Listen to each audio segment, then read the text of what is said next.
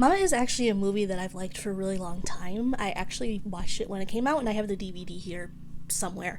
Just forgot to bring it upstairs to prove that. But when it came out, nobody knew who Andy Muschietti was, except for probably people in Argentina. So I never made the connection that he also directed the It movies. But now that I know, I see it. Mama is a full-length adaptation of a short that Andy Muschietti and his sister Barbara worked on and was released in 2013. He was the director while he, she, and Neil Cross wrote the screenplay. The stars are Jessica Chastain. Oh god, I looked these up and I swear it made sense in my head, but Nikolai Coster-Waldau, Megan Charpentier, and Isabella Nellis. The actor that is physically portraying the character of Mama is Javier Botet. Trigger warnings for child neglect, death of child, and mental illness discussions. It's hard not to appreciate Mama at least a little bit for managing to keep these kids alive. Like, it's been a couple years, I think 4, and these kids are alive. They may not be in the best condition physically, like, they're dirty, but they are alive, and they're doing fairly well. And I swear I'm not a secret Mama stan, I promise. Through the radio that is playing in his open car door, we learn that he has killed a bunch of his coworkers, he has gone to his house to kill his wife, and to take his 2 young daughters. Later, his wife is described as being estranged, so it seems as though things were already not going well for the family. Victoria is 4 years old and Lily is 1. He takes them in the car and starts driving. He's not driving safely, and even though the kids don't know what is going on, they're both terrified, especially when he goes flying off the road, probably totaling the car, and gets stuck in the snow. He walks them into the woods, thankfully coming across an abandoned cabin. It's at least somewhere that he can gather his head, even though it wasn't his ultimate destination. Except, as we quickly find out, the 2 girls are seeing something that he isn't. Victoria is looking outside with Lily somewhere in the cabin, commenting that they aren't alone. There's a lady outside, and her feet aren't touching the floor. He's not paying attention to her because he's coming over to shoot her. The gun is in his hand, he's pointing out something outside of the window to distract her. It felt a little bit reminiscent of The Grapes of Wrath. He is suddenly pulled back with Mama making her first kind of appearance. The father has an identical twin named Lucas, and he hasn't stopped looking for his brother or his nieces in the years that have passed. He's paying these 2 drunk men to go into the woods and look for them. His girlfriend, played by Jessica Chastain, is in a rock band, and I'm just going to say that she looks really good in this movie. We meet her when she's looking at a negative pregnancy test. That makes the rest of the movie a little funny because she's very thankful that she's not pregnant. The 2 guys in the woods accidentally find the cabin the 2 girls are in, only finding the location because one of the guys went to pee. The 2 girls are running around on all 4s, and they are covered in filth. But they are alive, and they're immediately taken to Dr. Dreyfus to assess how that's going. Victoria has managed to retain some of her language abilities. She was 4 when she was kidnapped, went missing. But when the one way that Lucas manages to kind of pull her out of her feralness is by giving her glasses, and when she has her glasses on, she immediately sees him and thinks it's her dad because they are identical twins. Lucas does try to correct her, but she's hugging him, and it is a pretty sad moment. Victoria likely doesn't know why Mama killed her father, she just knows that he's been gone for a long time, and I'm really glad that she doesn't know that he was trying to kill her. When Dr. Dreyfus talks to Annie and Lucas about the girls, he brings up Mama. He thinks that they created Mama as a way to deal with not having an actual parent around them. He thinks that Victoria is the primary person that created Mama and was just keeping Lily alive in the process. I can kind of see where he's getting that. It's significantly better psychology than Poltergeist 3 had. Lucas and Annie are fighting his sister-in-law for custody of the 2 kids. Now, this woman, her name's Jean, she's very judgmental of the 2 of them. Lucas for being the brother of the person that killed her sister and took her nieces, and Annie because she's in a rock band. I understand Lucas, I less understand Annie, but she's kind of grasping at straws for any reason to not have them take the kids.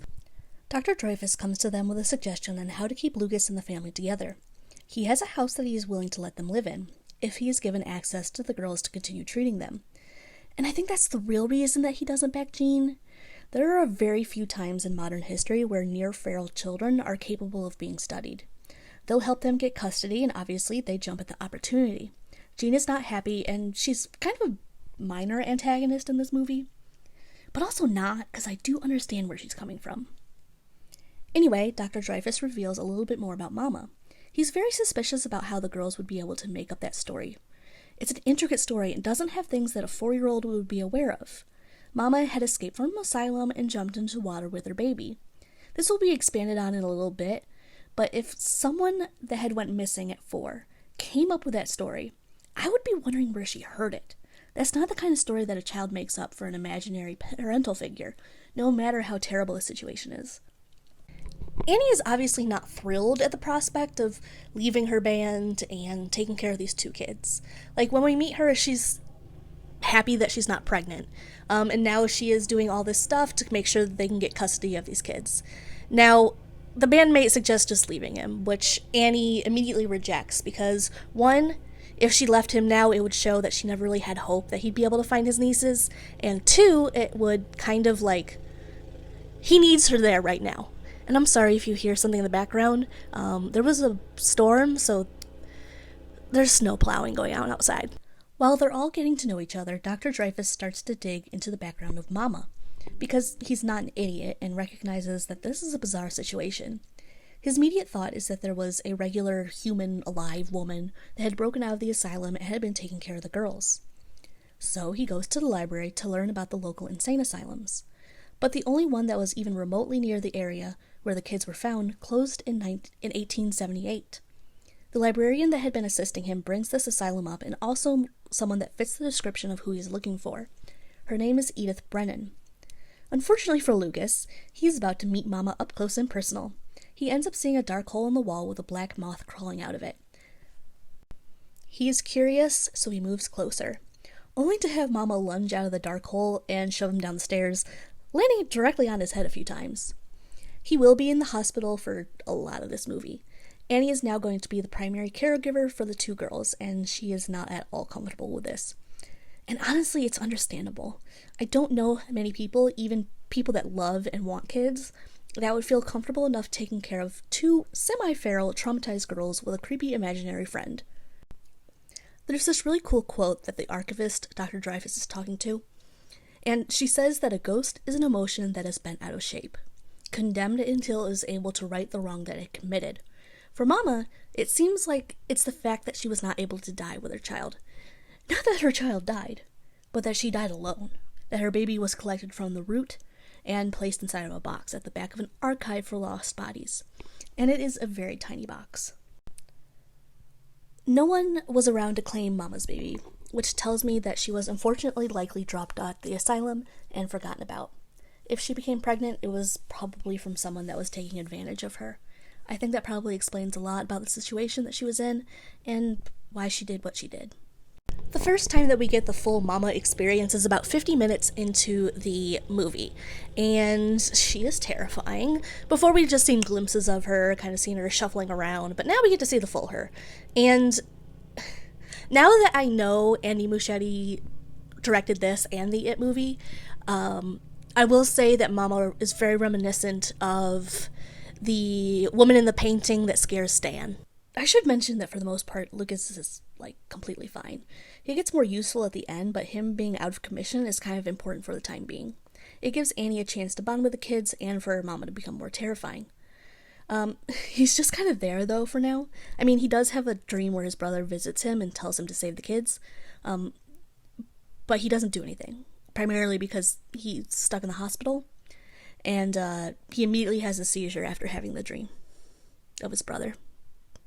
Annie has her hands full with the girls, and she's starting to get on board with the whole Mama thing, especially when she has a dream where Mama's story is coming to her.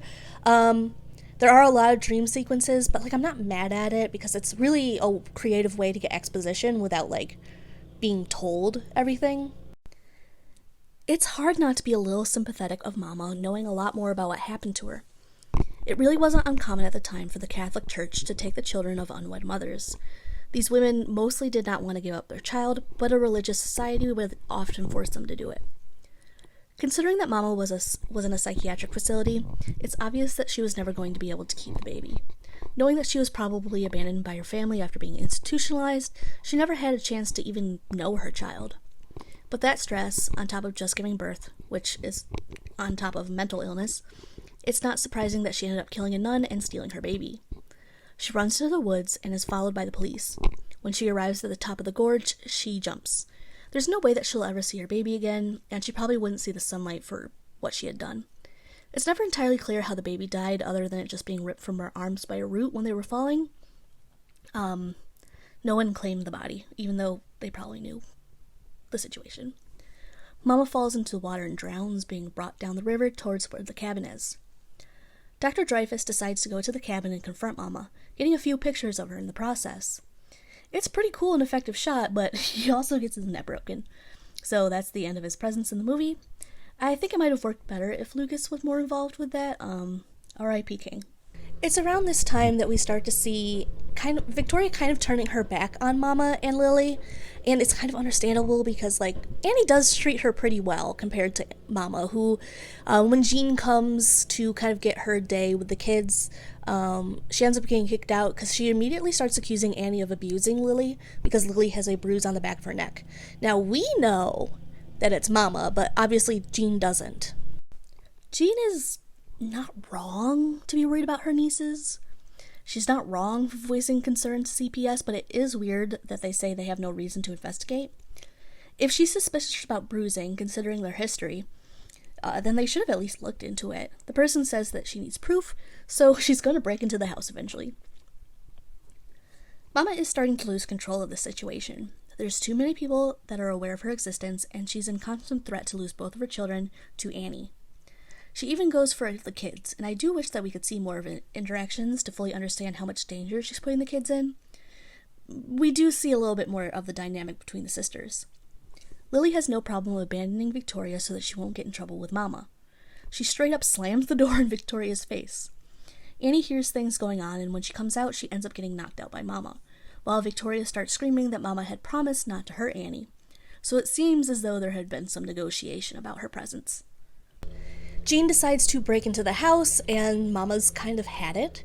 She decides to kill Jean and possess her body so that she can go take the girls.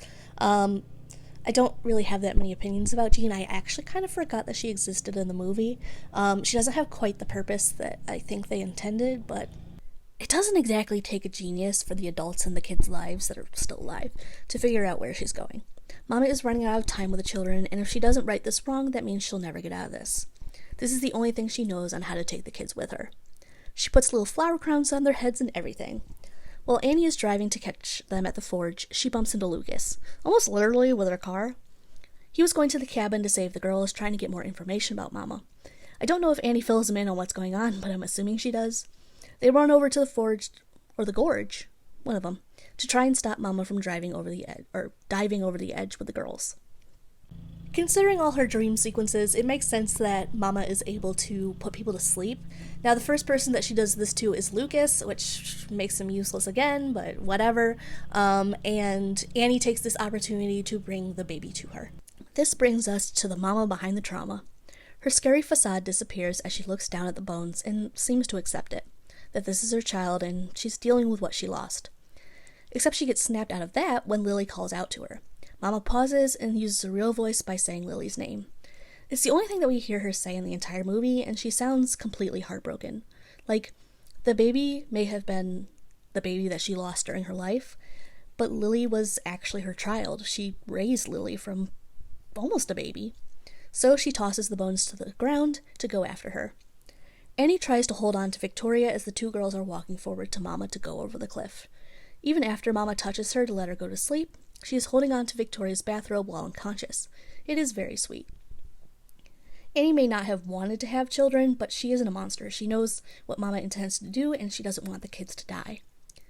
This dedication to the kids has Mama pausing. Victoria decides to stay, realizing that she doesn't want to go with Mama. Even though Mama seems sad that Victoria doesn't want to go with her, she's fine with just taking Lily. Lily doesn't want to stay with them. She wants to go with the only mother or parent that she has ever really known.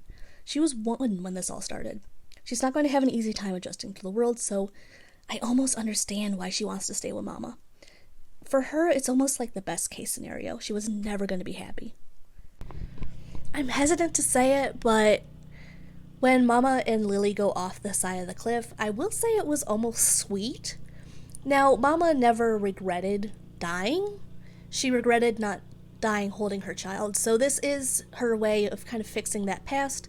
But it is very sad because, I mean, like, Lily's dying. But we do get a moment where Lily, as a moth, comes back and just kind of lands on Victoria's hand, letting her know that everything is okay.